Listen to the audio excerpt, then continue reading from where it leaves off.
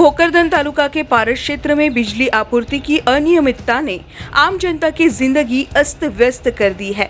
पिछले कई दिनों से बार बार बिजली कटौती से लोग परेशान हैं। स्थानीय नागरिकों ने इस संबंध में बिजली वितरण कंपनी के अधिकारियों व कर्मचारियों से कई बार शिकायत की, लेकिन किसी भी स्तर पर ठोस कार्रवाई नहीं की गई। अफसर एक दूसरे पर जिम्मेदारी डालकर मामले से पल्ला झाड़ते नजर आ रहे हैं।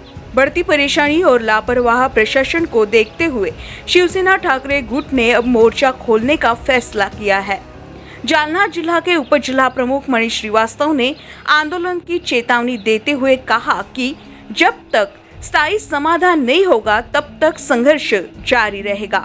भोकरदन से न्यूज़ फर्स्ट के लिए मजहर पठान की रिपोर्ट।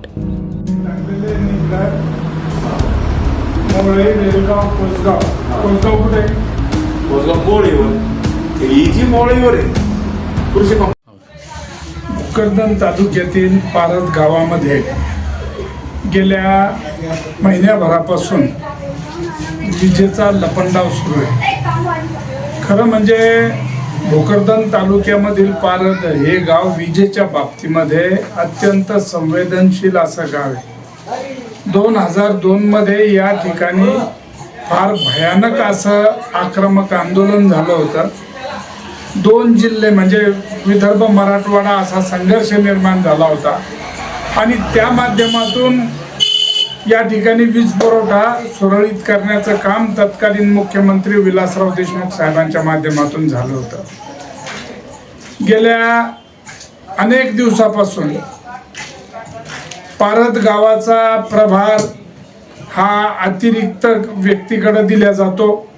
या ठिकाणी खऱ्या अर्थानं मुख्य सहाय्यक अभियंत्याची नेमणूक झाली पाहिजे, परंतु ती न करता थातूर मातूर कोणाकडे चार्ज दिले जातो आणि त्यांचं लक्ष या 11 गावांकडे राहत नाही।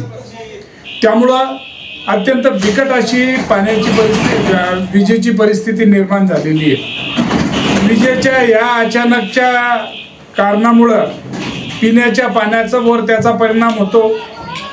5-5 मिनिटाला लाईन ट्रिप होत असल्या कारणामुळं पाणी पुरवठा करणाऱ्या ज्या विहिरी आहेत त्या ठिकाणी ट्रिप झाली की परत अडचण निर्माण होती आणि त्यामुळं आमच्या गावाला पाण्याचे टप्पे हे वाढलेले आहेत। एक तर दुष्काळी परिस्थिती, उन्हाळा आणि त्यामध्ये पाणी टंचाई जर निर्माण झाली तर अत्यंत बिकट परिस्थिती होईल। प्रशासनाचं विजेच्या बाबतीमध्ये लक्ष नाही। या बाबतीमध्ये अनेक वेळा तक्रारी केल्या, परंतु अधिकारी फक्त गोड बोलतात, थातूरमातूर पद्धतीनं नुसतं लक्ष देण्याचा प्रयत्न करतात आणि नंतर परिस्थिती जैसे ते होते। त्यामुळं आगामी काळामध्ये जर यामध्ये सुधारणा झाली नाही तर शिवसेना उद्धव बाळासाहेब ठाकरे च्या वतीनं अत्यंत तीव्र स्वरूपाचं आंदोलन जे 2002 मध्ये झालं होतं त्याच पद्धतीनं आंदोलन करण्यात येईल। मग प्रसंगी हातात रुमणे घेऊन रुमण्या खालून या वीज मंडळाच्या अधिकारी कर्मचाऱ्यांना काढायचं काम पडलं तर आम्ही मागं पुढं पाहणार नाही। खरं म्हणजे आम्ही सेन्सिटिव्ह झोनमध्ये असताना सुद्धा या ठिकाणी पारद हे गाव 100% वसुलीमध्ये अग्रेसर असताना आमचे मेंटेनन्स नाही। या 11 गावामध्ये वसुली अत्यंत चांगली आहे, परंतु मेंटेनन्सचं काम नाही। मेंटेनन्स मंजूर जरी झालं तर कॉन्ट्रॅक्टर आणि जो या ठिकाणी अतिरिक्त प्रभारावाला अधिकारी असतो हे संगनमत करतात, थातूर मातूर काम करतात आणि बिलं उचलून मोकळे होऊन जातात।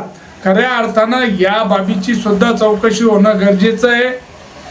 या ठिकाणी मेंटेनन्सच्या नावाखाली किटकॅट नाहीत, केबल नाहीत आणि या बाबतीकडे कोणी लक्ष द्यायला तयार नाही। आम्ही पारद ग्रामपंचायत, विविध कार्यकारी सोसायटी आणि शिवसेनेचं एक शिष्टमंडळ अधीक्षक अभियंता यांना जाऊन भेटलो होतो आम्ही त्यांच्याशी चर्चा केली. त्यांनी या बाबतीमध्ये तात्काळ कारवाई करतो म्हणून आमच्या समोर सांगितलं, आम्हाला आश्वासन दिलं. परंतु अद्यापपर्यंत आम्हाला या ठिकाणी सहाय्यक अभियंता कायमस्वरूपी मिळालेला नाही. जे आमच्या या 11 गावाचा मलिदा लाटायला लागले तेच पुन्हा प्रभारी पदावर कायम आहे. त्यांना या ठिकाणाहून पहिले काढलं पाहिजे, त्यांची चौकशी केली पाहिजे. अन्यथा शिवसेनेच्या वतीनं रोमनं हातात घेऊन तीव्र स्वरूपाचं आंदोलन करण्यात येईल व याची संपूर्ण आणि सर्वस्वी जबाबदारी वीज मंडळाची राहील. जय हिंद, जय महाराष्ट्र.